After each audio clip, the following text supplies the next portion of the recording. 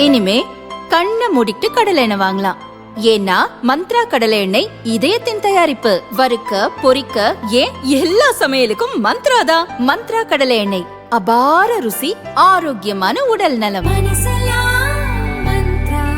தமிழகத்தில் கள் இறக்கவும் விற்கவும் அனுமதி கோரிய வழக்கின் விசாரணை ஹைகோர்ட் மதுரை கிளையில் இறுதி கட்டத்தை எட்டியுள்ளது. தமிழகத்தில் 1987 ஆண்டு ஜனவரி 1ஆம் தேதி கள் இறக்கவும் விற்பனை செய்யவும் தடை விதிக்கப்பட்டது. சாராயம் மற்றும் கள் ஆகியவற்றால் ஏழை மக்கள் பாதிக்கப்படுவதாக கூறி இந்த தடை கொண்டுவரப்பட்டது. அன்று முதல் தற்போது வரை சுமார் 37 ஆண்டுகளாக இந்த தடை நீடிக்கிறது. இதனால் பனை மற்றும் தென்னை விவசாயிகளின் வாழ்வாதாரம் பாதிக்கப்படுவதாக கூறி தமிழக கள் இயக்கம் நீண்ட காலமாக போராடி வருகிறது.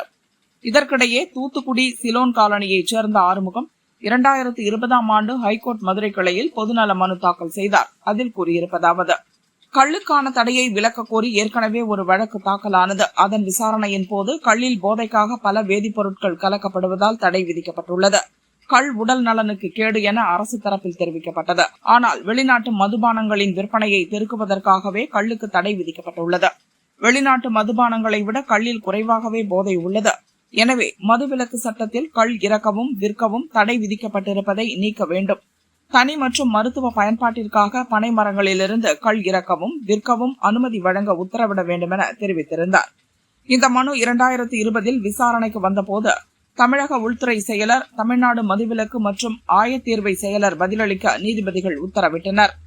கோர்ட் உத்தரவிட்ட பிறகும் 6 ஆண்டுகளாக தமிழக அரசு தரப்பில் பதில் மனு தாக்கல் செய்யப்படவில்லை.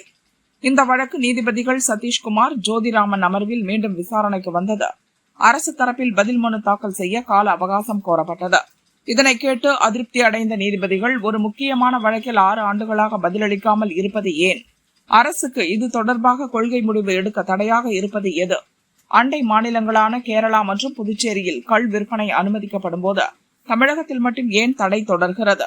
அரசு இன்னும் எவ்வளவு காலம்தான் கால அவகாசம் கேட்கும் என காட்டமாக கேட்டனர்.